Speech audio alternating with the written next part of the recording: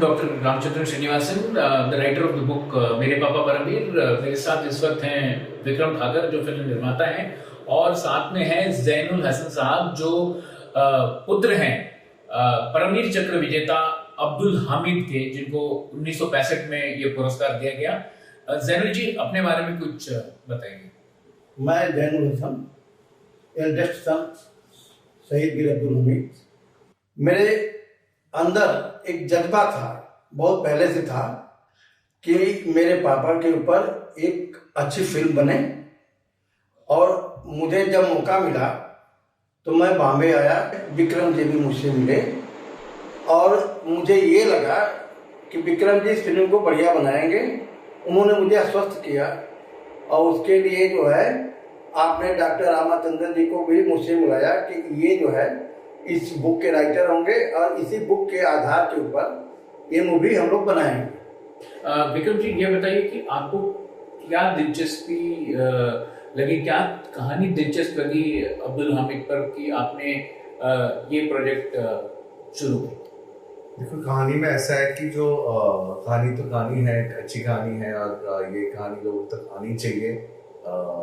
लेकिन मुझे ऐसा लगा कि इस कहानी में और ज़्यादा अच्छी चीज़ जो ये है कि एक ऐसे विजेता है जिसकी वजह से एक देश एकत्र हो सकता है। ये फिल्म में मुझे ऐसा लगा कि ये मेरी कंट्रीब्यूशन रहेगी सोसाइटी की तरफ, क्योंकि परमवीर चक्र शहीद अब्दुल हामिद जी जो है वो एक ऐसे हिंदुस्तानी थे जिन्होंने एक बैटल लड़ा था against Pakistan, and he was the only Indian Muslim to win the Paramveer Chakra in the country so far। ये एक बहुत बड़ी बात थी जो एक मुझे लगा कि इस देश को जोड़ सकेगी बराबर से, और ये सारे भेदभाव सारे मिट जाएंगे।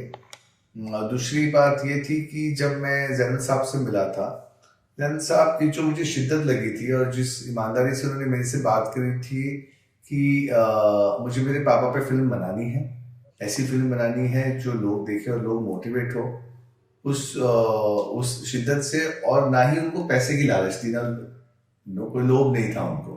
वो चाह रहे थे कि एक अच्छी फिल्म बने, कुछ पापा के नाम की कुछ और चीजें हो जाए, स्कूल्स जैसे हो जाए, या ये चैप्टर में आ जाए वापस स्कूलों के, कि एक ऐसी कहानी थी जो आजकल चैप्टर्स में नहीं है इतनी ज्यादा जितनी होनी चाहिए।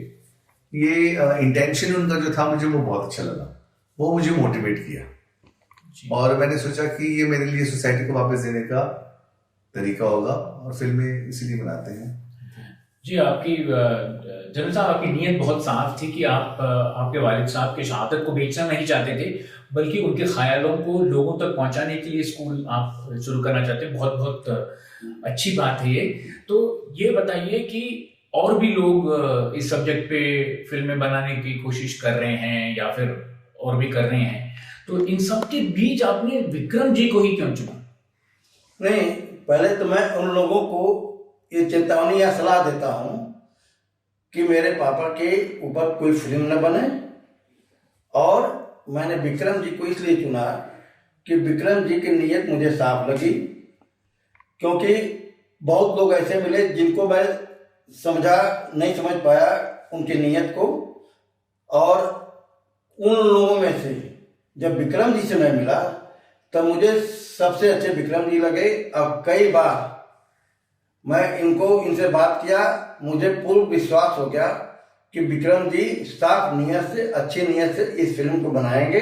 शुक्रिया जैनुल साहब, शुक्रिया विक्रम जी। ये किताब बच्चों को फ्री में दिया जाएगा, स्कूल्स में, मिलिट्री स्कूल्स में भी दिया जाएगा, लाइब्रेरीज में पाई जाएगी, मेरे पापा परमवीर।